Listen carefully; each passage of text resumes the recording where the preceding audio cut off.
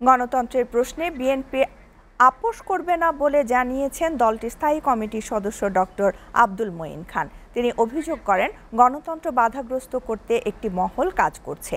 আর দলটির স্থায়ী কমিটির আরেক সদস্য গয়েশ্বর চন্দ্র রায় বলেছেন, বিএনপি রাস্তায় নামলে প্রধান উপদেষ্টা ডক্টর মোহাম্মদ ইউনূস 24 ঘণ্টাও ক্ষমতায় টিকতে পারবে না।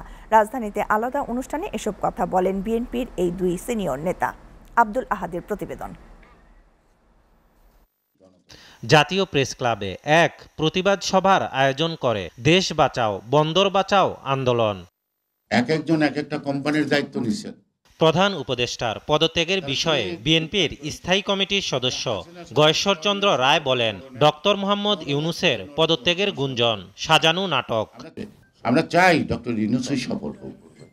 ডক্টর ইউনূসের সফল মানেই তো আমাদের জুলাই আর আগস্টের আন্দোলনের একটা সফলতা। এদিকে এক সেমিনারে বিএনপির স্থায়ী কমিটির সদস্য ডক্টর আব্দুল মঈন খান বলেন, উদ্দেশ্য প্রণোদিতভাবে বিএনপির বিরুদ্ধে যারা নানা ন্যারেটিভ তৈরি করছে তাদের জবাবদিহিতার আওতায় আনা হবে। যে বিএনপি আগামীতে নির্বাচনে বিজয়ী হয়ে সরকার গঠন করলে তারা স্বৈরাচারী হয়ে যাবে, এটা তো মজার কথা।